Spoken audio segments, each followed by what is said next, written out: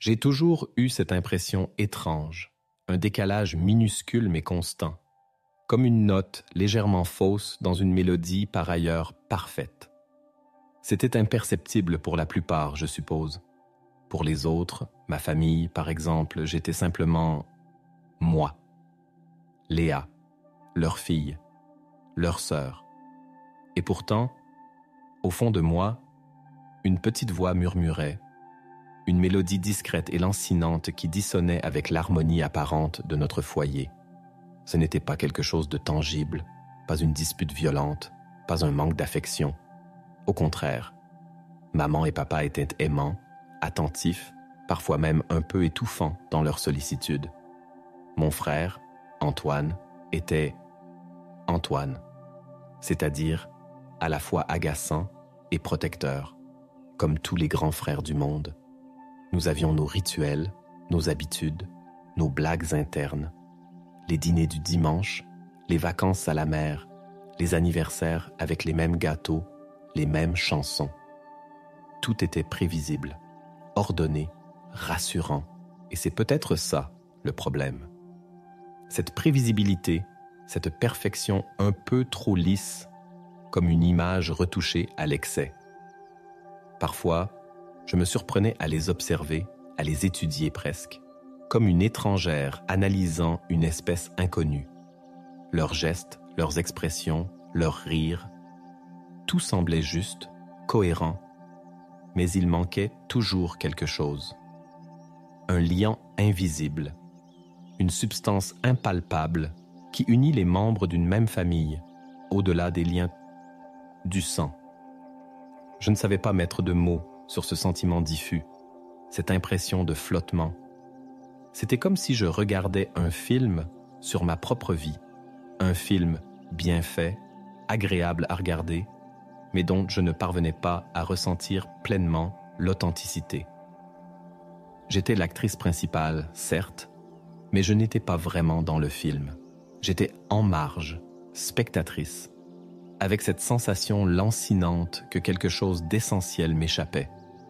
Et puis, il y a eu cette photo, une vieille photo, jaunie par le temps, découverte par hasard au fond d'une boîte à chaussures, dans le grenier.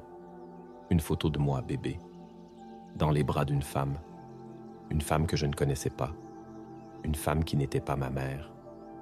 Au début, j'ai cru à une erreur, une cousine éloignée, une amie de la famille, une infirmière de la maternité, n'importe quoi, sauf la vérité qui commençait à murmurer, à s'insinuer comme un poison froid dans mes veines. J'ai montré la photo à maman. Elle a pâli instantanément. Un éclair de panique a traversé son regard avant qu'elle ne reprenne contenance, un sourire forcé plaqué sur son visage. « Oh, ça, c'est une vieille photo, ma chérie. Une amie de ta tante Sophie, je crois. Elle était venue nous rendre visite à la maternité. Tu sais, à l'époque, on prenait des photos avec tout le monde. Sa voix était trop aiguë, trop rapide. Ses yeux évitaient les miens. Et pour la première fois de ma vie, j'ai vu la peur dans le regard de ma mère.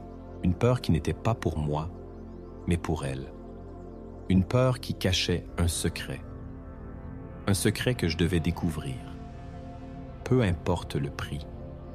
Le silence s'est installé dans la cuisine, lourd, oppressant.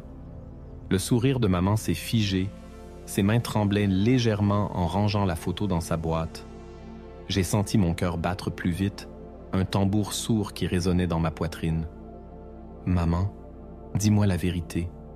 Qui est cette femme? Pourquoi tu mens? » Ma voix était calme, étonnamment calme, malgré le tumulte qui agitait mon intérieur. Elle a levé les yeux vers moi, son regard empli de tristesse, de supplication presque. « Léa, je t'en prie, n'insiste pas. C'est une vieille histoire, oubliée depuis longtemps. Ça ne te concerne pas. » Si, ça me concerne. C'est ma photo. C'est moi, bébé, dans les bras de cette femme. J'ai le droit de savoir. J'ai besoin de savoir. Mes mots étaient doux, mais fermes, inébranlables. Je savais que je ne céderais pas. Pas cette fois. Elle a soupiré, un long soupir las, comme si elle portait un fardeau trop lourd depuis trop longtemps. « Assieds-toi, Léa. Il faut que je te parle. » Elle m'a fait signe de m'asseoir à la table de la cuisine, celle où j'avais partagé tant de petits déjeuners, tant de devoirs, tant de confidences anodines. Mais cette fois, l'atmosphère était différente. L'air était chargé d'électricité, de non-dits, de secrets enfouis. Elle s'est assise en face de moi, ses mains jointes sur la table, son regard perdu dans le vague. C'est compliqué, Léa. Très compliqué. Tu sais, ton père et moi, nous avons toujours voulu avoir des enfants, plus que tout au monde. Mais ça n'a pas marché. Elle a marqué une pause, les yeux embués de larmes. J'ai attendu, retenant mon souffle, sentant une boule se former dans ma gorge. On a essayé pendant des années, tous les traitements possibles, toutes les techniques. Rien. La nature a décidé que nous ne serions pas parents. Sa voix s'est brisée. Elle a baissé la tête, cachant son visage dans ses mains. J'ai senti un pincement au cœur, de la pitié pour sa souffrance, mais aussi une impatience grandissante. Ce n'était pas la réponse. Ce n'était pas ça, le secret. Et alors, qu'est-ce que ça a à voir avec cette photo, avec cette femme? J'ai insisté, doucement mais fermement. Elle a relevé la tête, les yeux rouges, le visage marqué par la tristesse. On a pensé à l'adoption, bien sûr, mais c'était long, compliqué, incertain. Et puis, on a rencontré... Elle s'est interrompue, hésitante, cherchant ses mots. On a rencontré une femme, une jeune femme. Elle était dans une situation difficile. Elle était enceinte et elle ne pouvait pas garder l'enfant. Le silence est retombé, plus pesant que jamais. Les mots de maman résonnaient dans ma tête, confus, incomplets. Je sentais que j'approchais de la vérité, mais elle restait encore voilée, cachée derrière des ellipses, des sous-entendus.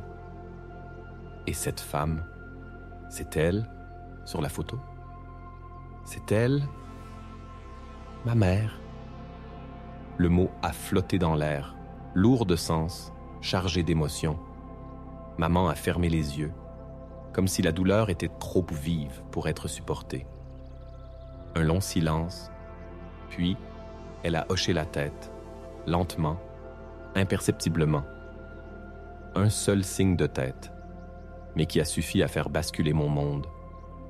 Le choc a été brutal, assourdissant, comme une vague immense qui vous submerge, vous emporte, vous noie.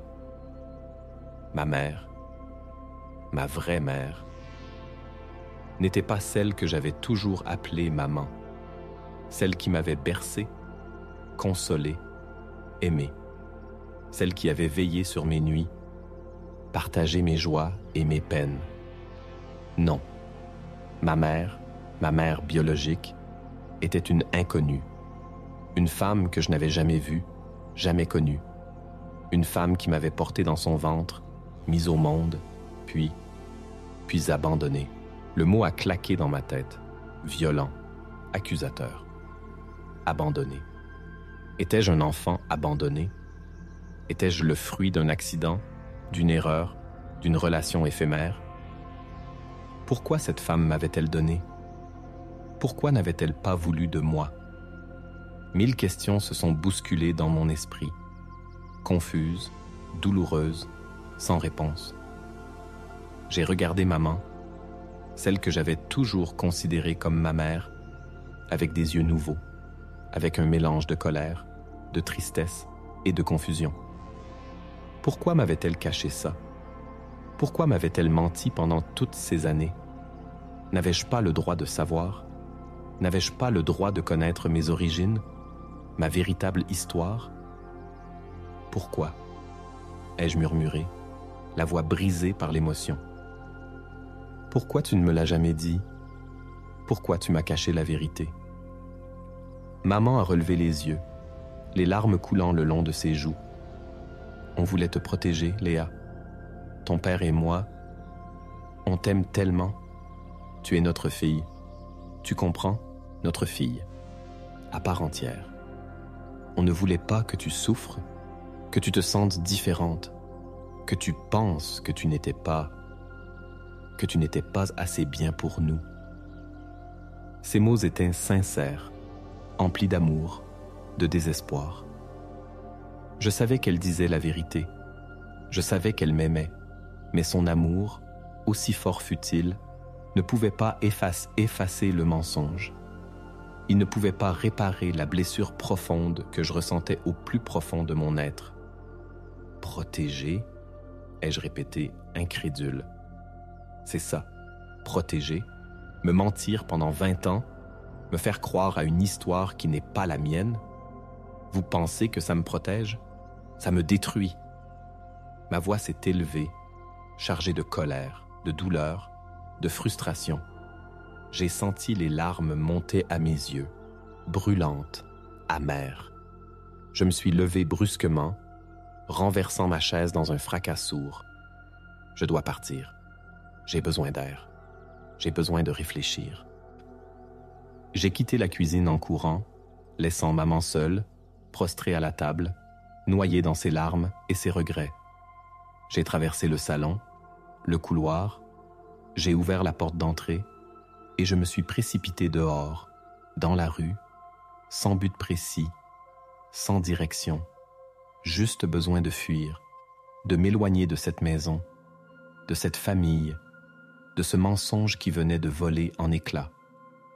Le monde autour de moi semblait flou, irréel. Les bruits de la ville, les voitures, les passants, tout me parvenait comme à travers un filtre, comme un écho lointain.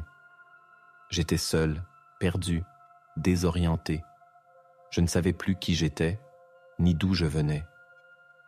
Ma vie, telle que je la connaissais, venait de s'écrouler, et je devais maintenant reconstruire, à partir de rien, une nouvelle identité, une nouvelle histoire, une nouvelle vérité.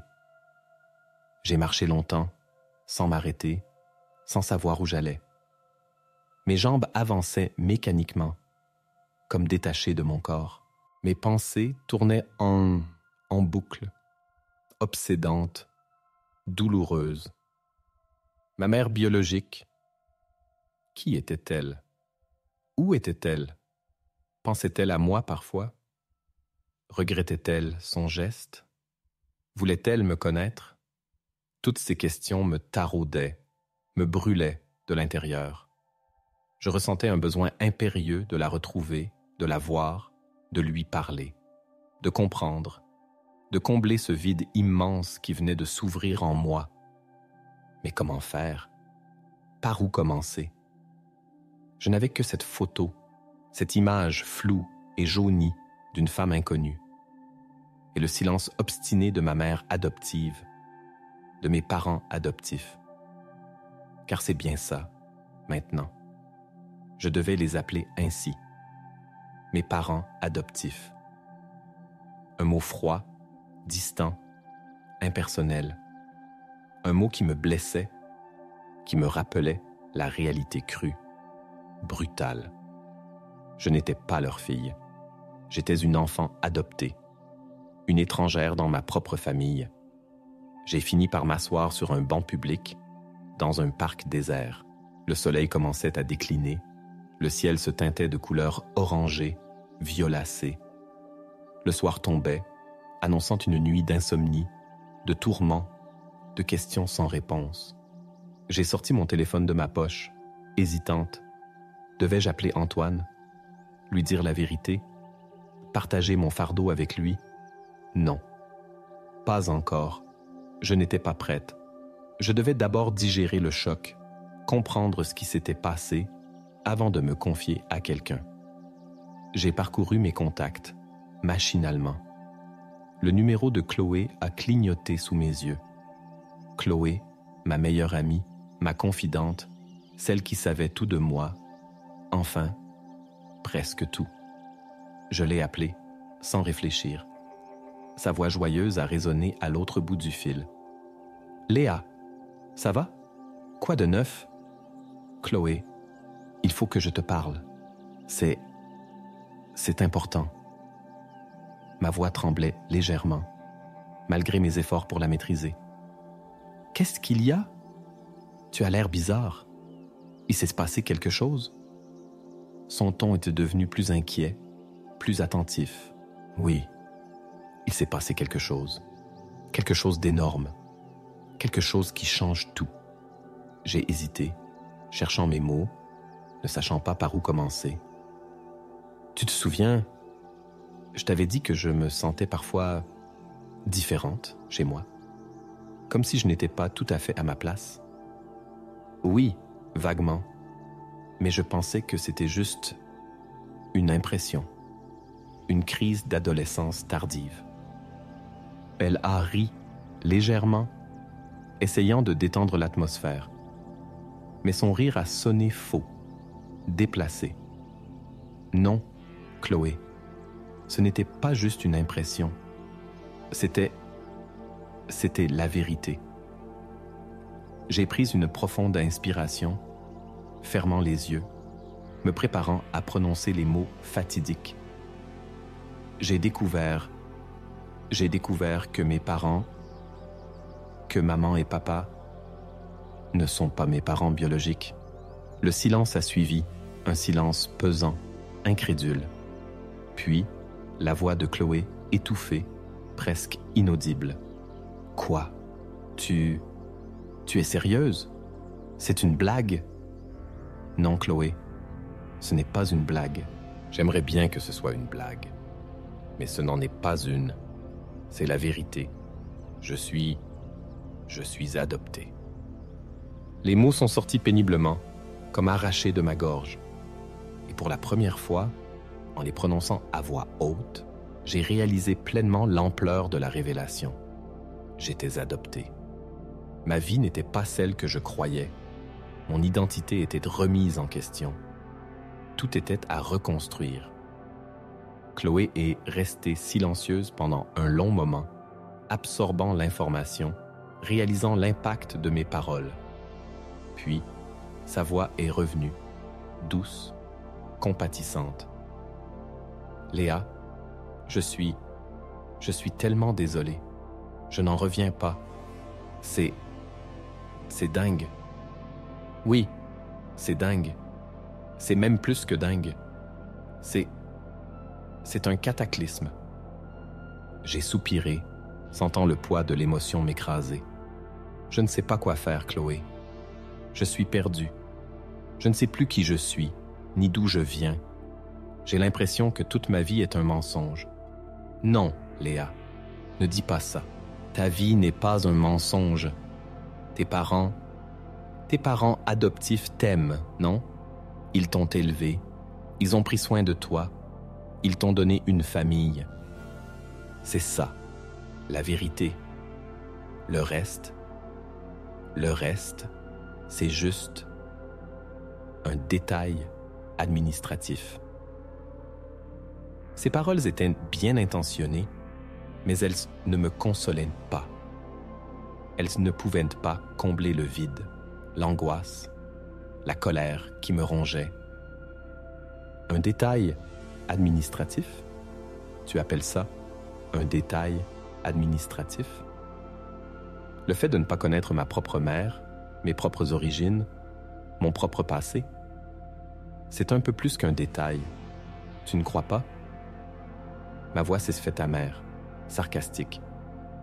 Chloé a soupiré, comprenant mon désarroi. Je sais. Je ne voulais pas minimiser. C'est juste que je veux te dire que tes parents t'aiment et que ça, c'est le plus important. Le reste, tu peux le découvrir, le comprendre, mais ça ne changera pas l'amour qu'ils te portent.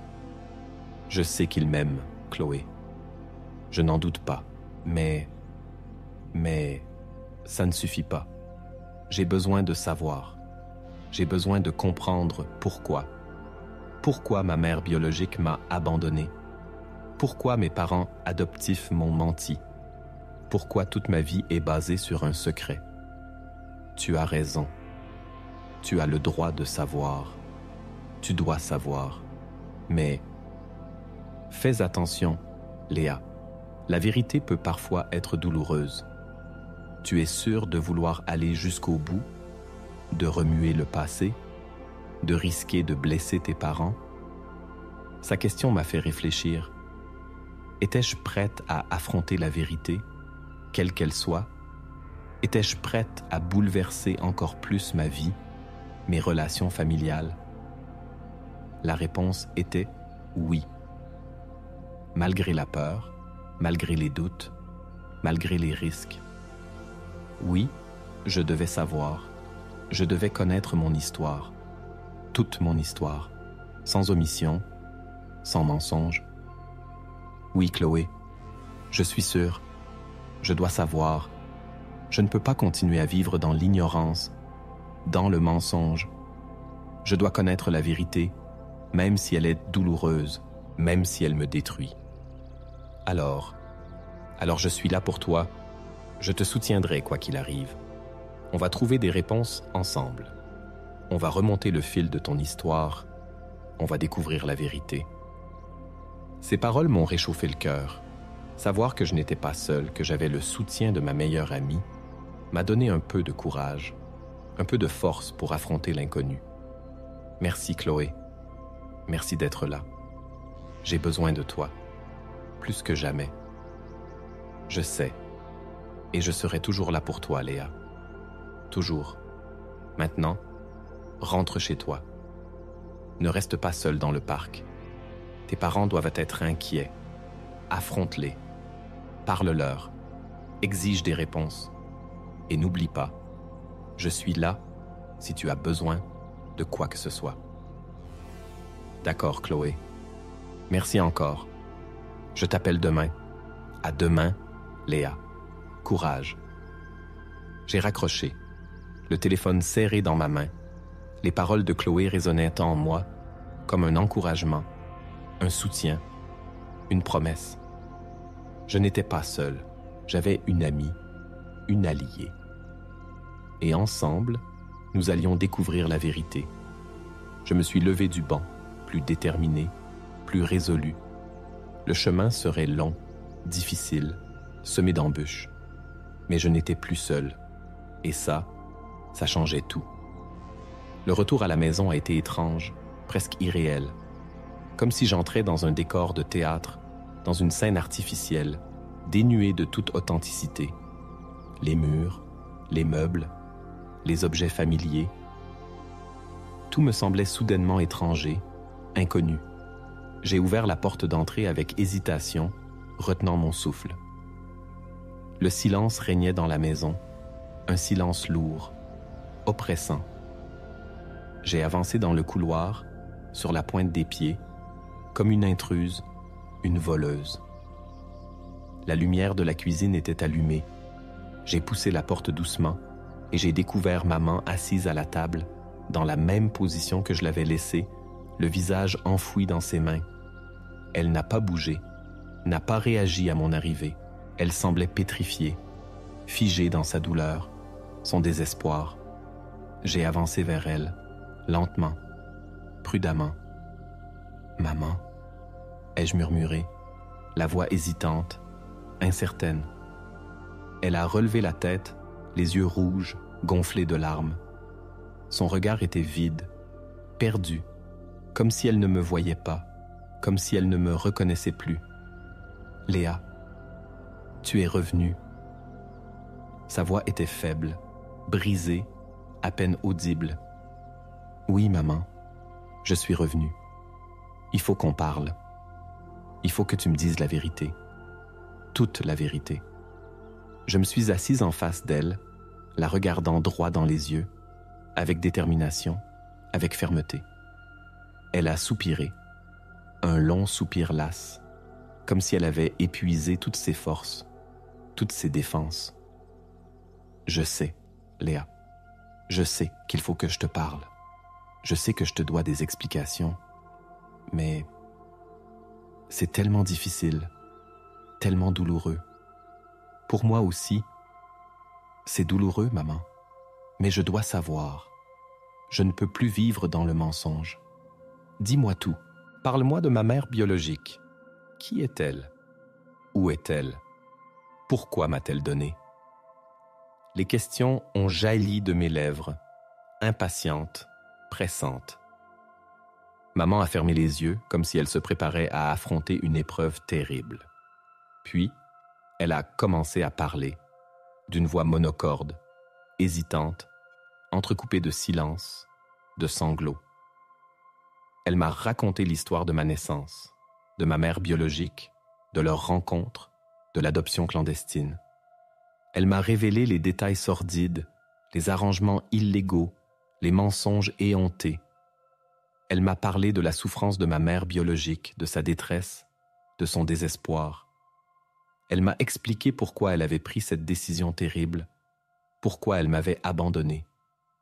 Elle m'a dit qu'elle était jeune, pauvre, célibataire, qu'elle n'avait pas les moyens de m'élever, qu'elle pensait me donner une meilleure vie, une meilleure chance en me confiant à des parents aimants, stables, fortunés. Elle m'a avoué qu'elle n'avait jamais cessé de penser à moi, de me regretter, de se demander ce que j'étais devenu. Elle m'a confié qu'elle avait essayé de me retrouver il y a quelques années, mais qu'elle avait renoncé, par peur de perturber ma vie, de me faire souffrir, de briser l'équilibre fragile de ma famille adoptive. Elle m'a tout dit, tout avoué, sans rien cacher, sans rien omettre. Et au fur et à mesure qu'elle parlait, je sentais la colère, la tristesse, la confusion se mêler, s'entremêler, se transformer en un sentiment complexe, ambivalent, difficile à définir. Je comprenais la souffrance de ma mère biologique, son désespoir, son sacrifice. Je comprenais aussi la peur de mes parents adoptifs, leur désir de me protéger, leur amour inconditionnel. Mais je ne pouvais pas oublier le mensonge, la trahison, le secret qui avait empoisonné ma vie pendant 20 ans. La vérité était là, crue, brutale, douloureuse, et je devais maintenant l'accepter, la digérer, la transformer en quelque chose de constructif, de positif, si c'était possible. La nuit, elle a été longue, agitée, peuplée de cauchemars, de visions floues, de questions obsédantes. J'ai dormi à peine quelques heures, le sommeil léger, fragmenté, sans repos. Au matin, je me suis réveillé épuisé, lasse, avec un sentiment de vide, de désenchantement. La vérité était là, toujours présente, pesante, oppressante. Je n'étais plus Léa, la fille unique, choyée, aimée, de la famille Durand. J'étais Léa, l'enfant adopté, l'enfant abandonné, l'enfant du secret. Mon identité avait volé en éclats, mon passé était remis en question, mon avenir incertain. J'ai traîné dans la maison comme une ombre, sans énergie, sans motivation. Maman était enfermée dans sa chambre, prostrée, silencieuse. Papa était parti travailler, le visage fermé, soucieux, sans un mot, sans un regard. Antoine était absent, chez des amis, ignorant tout de la tempête qui ravageait notre foyer. J'étais seul, isolé, coupé du monde. J'ai erré dans le salon, machinalement, le regard perdu dans le vide. Mon téléphone a sonné, me sortant de ma torpeur. C'était Chloé. « Léa, ça va? Comment tu te sens? As-tu réussi à parler avec tes parents? » Sa voix était douce, inquiète, pleine de sollicitude. « Oui, Chloé. J'ai parlé avec maman. Elle m'a tout dit, toute la vérité. Et alors? Qu'est-ce que tu as appris? Qui était ta mère biologique? Pourquoi t'a-t-elle donné? » Les questions ont fusé, pressante, curieuse. C'est compliqué, Chloé. Très compliqué. C'est une longue histoire, douloureuse, triste. J'ai soupiré, sentant les larmes monter à mes yeux. Tu veux que je vienne te voir? Qu'on en parle. Je peux être chez toi dans 1 heure. Oui, Chloé. Viens. J'ai besoin de toi. J'ai besoin de te parler.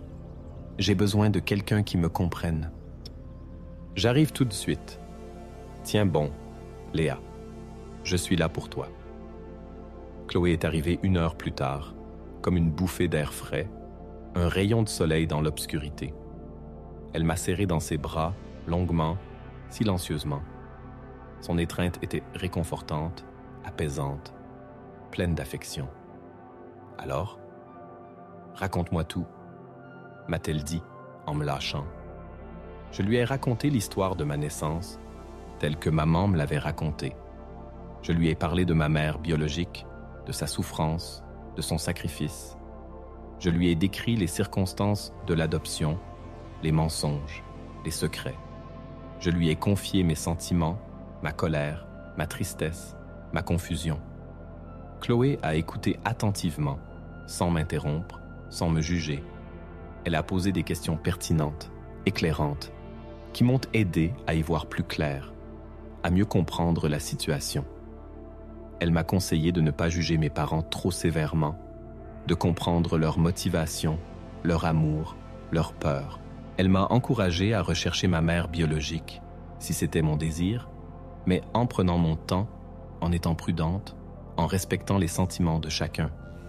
Elle m'a rappelé que j'étais aimée, que j'avais une famille, des amis, un avenir. Ses paroles étaient sages, réconfortantes, pleines de bon sens.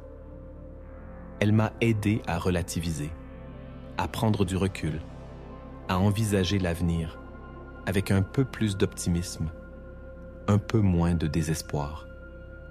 Grâce à Chloé, j'ai commencé à entrevoir une lueur d'espoir, une possibilité de reconstruction, de guérison. Le chemin serait encore long, difficile, mais je n'étais plus seul. J'avais une amie, un soutien, un guide. Et ça, c'était déjà beaucoup. Les jours qui ont suivi ont été consacrés à la recherche, à l'enquête, à la quête de vérité. Avec l'aide de Chloé, j'ai commencé à explorer les pistes possibles, à creuser dans le passé, à reconstituer le puzzle de mon histoire. Maman, après quelques jours de silence et de retrait, a fini par se joindre à mes recherches. Elle m'a donné des informations précieuses, des noms, des dates, des lieux, des indices qui pouvaient m'aider à retrouver ma mère biologique. Elle m'a avoué qu'elle avait gardé quelques documents, quelques souvenirs de cette époque, cachés au fond d'un tiroir secret. Elle m'a montré des lettres, des photos, des notes griffonnées, des bribes de conversations qui témoignaient de sa culpabilité, de son remords, de son désir de réparer ses erreurs. Elle m'a confié qu'elle avait toujours espéré que je découvrirais la vérité un jour, que je la confronterais, que je lui donnerais l'occasion de se racheter, de se faire pardonner. Papa, de son côté, a resté plus distant, plus réservé. Il avait du mal à accepter la situation, à digérer le choc de la révélation. Il se sentait trahi, blessé, mis à l'écart. Il avait l'impression que toute sa vie était un mensonge, que son amour pour moi était remis en question, que sa famille était brisée. Il avait besoin de temps pour faire le deuil de son passé, pour accepter la nouvelle réalité, pour retrouver sa place dans notre foyer. Antoine, enfin, est rentré à la maison, ignorant tout du séisme familial. Je lui ai annoncé la nouvelle, avec prudence, avec délicatesse, en ménageant ses émotions. Il a été surpris, choqué, bouleversé. Au début, il a eu du mal à comprendre, à accepter. Il se sentait perdu, désorienté, comme si son monde s'écroulait autour de lui. Puis, peu à peu, il a réalisé l'ampleur de la situation, la douleur de ses parents, ma souffrance. Il a fini par me soutenir, par me réconforter, par me promettre son aide, son amour, sa fidélité. Il est devenu mon allié, mon confident, mon complice dans cette quête de vérité. Ensemble, avec Chloé et Antoine, nous avons exploré toutes les pistes, toutes les possibilités. Nous avons consulté des registres d'état civil, des archives d'hôpitaux, des associations d'aide aux enfants abandonnés, des sites Internet spécialisés dans la recherche de personnes disparues. Nous avons contacté des détectives privés, des généalogistes, des experts en adoption. Nous avons passé des heures à éplucher des documents, à lire des témoignages, à analyser des indices, à croiser des informations. La recherche a été longue, ardue, frustrante. Souvent, nous nous sommes heurtés à des impasses, à des silences, à des refus. Parfois, nous avons cru abandonner, perdre espoir, renoncer à notre quête.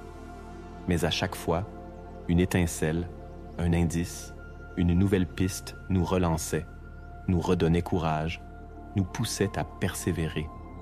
Et puis, un jour, après des semaines de recherche acharnée, nous avons trouvé une piste sérieuse, une lueur d'espoir au bout du tunnel, un nom, une adresse, un numéro de téléphone.